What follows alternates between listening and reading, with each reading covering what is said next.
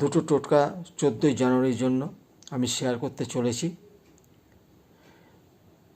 সকালবেলা স্নান সারবেন, মানে মঙ্গলবার পৌষ সংক্রান্তি সকালবেলা স্নান করে একটা লাল তামার পাত্রে তিল আর জল নেবেন, গঙ্গার জল বা পরিষ্কার জল নিয়ে স্নান করে এসে সেই জলটা, তিল মিশ্রিত জল, ওটাকে সূর্যদেবকে দান করবেন। তারপরে কি করবেন?